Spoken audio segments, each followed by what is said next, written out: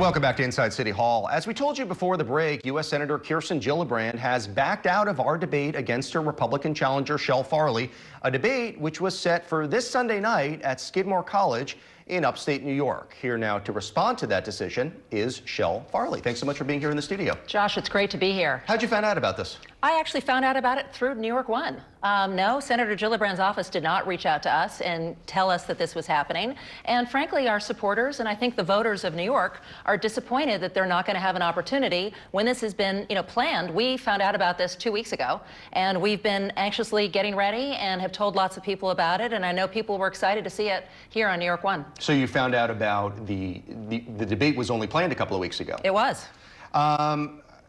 You were going to have the opportunity to ask Senator Gillibrand some questions at the debate. What were those questions going to be? Well, a lot of it is just her lack of accomplishment for the people of New York and her lack of actually being in New York, right? Everybody keeps talking about her running for president, and as great evidence, she was in New Hampshire yesterday. She has been in 5 states other than New York since the beginning of October. She's only been in New York 1 day since the beginning of October. I think, we need somebody who's actually going to get things done rather than just talk about getting things done. So any particular issues that you wanted to bring up? There are lots of issues. Tell me some. Certainly, a big one is the $48 billion that New York loses, and that we need to get more of the money back. You mean the money that New York taxpayers send down to D.C.? Taxpayers send down to D.C., and it just keeps going up. Our positions on Israel, but also her just being in New York and representing the people of New York, only getting one bill passed to rename a post office in her 12 years in Washington. Although she's been in the minority for a decent amount of that. She was, but the first 4 years she was in the majority. And during this time, Chuck Schumer managed to get 31 bills passed. Do you feel, well, she's not debating, obviously, at least on Sunday, as it stands now. Do you feel that she has not been as engaged with this debate, not taking you seriously at all? Is this emblematic of that? Well, look, I am going to take her at her word. However, I know that she's made 2 appearances on NY1 since the beginning of the year.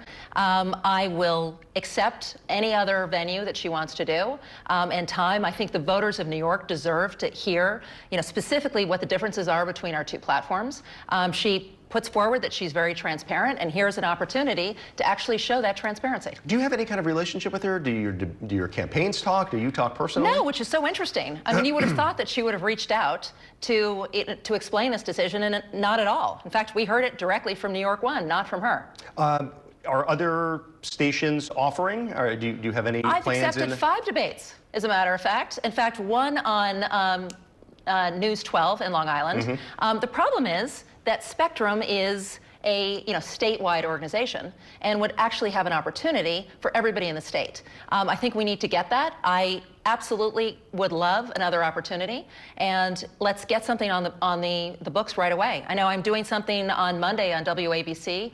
They had promoted a debate, and they had said, oh no, she was only going to do this one debate with Spectrum. Well, here we are. That's not happening. So let's do something else, and let's do it soon. You obviously, there is a debate, again, this is a cliche, but a debate about the debates. The governor today on the radio was giving the impression that debates aren't always that useful. You obviously believe that's the case. Would that be the case if you were well ahead in the polls and had all the fundraising advantages? Do you believe that there's something about debates that are very important? Absolutely. In fact, there was an article that just came out that showed that there were several races where the sitting politician chose to do debates because they thought it was important, for the voters to actually hear, from both sides. And that has really been the history. Kirsten Gillibrand has always done a debate. So I think she should, and she will, do a debate again before the election. So there were a bunch of folks, not just in New York City, but around the state, we're available statewide, as you mentioned, who are looking forward to hearing a robust conversation about issues. Do you have the opportunity now, and I'm sure we'll have you back again before Election Day, and hopefully Senator Gillibrand as well, but why don't you take a moment just to say a little bit about what you hope New Yorkers take away from your candidacy? Well, my candidacy, I've said before that I will only serve 2 terms. And I think during that 12 years, I want to fight for the people of New York and make sure that we get our tax dollars back and create good infrastructure jobs and repair our infrastructure and, most importantly, lower our taxes. That has not happened under Kirsten Gillibrand's watch. I will be a strong supporter of Israel. And also, as the mother of a special needs child, I want to be an advocate in Washington for special needs families. Okay, and just turning to me for 1 second. Can you just give a little bit of back and forth as to how the negotiations would happen if there are debates? I think that a lot of people are curious as to, do you text Senator Gillibrand? Does your campaign managers text each other? How does this work? Well, actually, what was interesting is that we had no conversation with Senator Gillibrand and her staff. We were actually told that Spectrum NY1 was offering a debate on October 21st at Skidmore at 7 p.m. and were we willing to do it? And our team thought, well, she's obviously already proposed that date, time, and location. But what was interesting is then it was like 2 weeks later before we finally kept saying, look, is this happening or is this not happening? We want to know because we've got no confirmation that it's existing.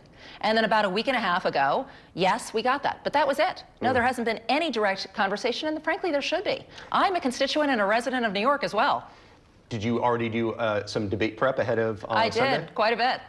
Yes, in fact, we were doing debate prep all afternoon when we got word that the rumor was that she would not be appearing on Sunday. And then you got final confirmation from us.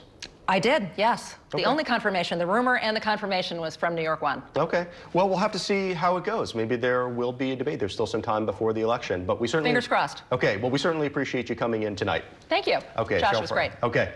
It is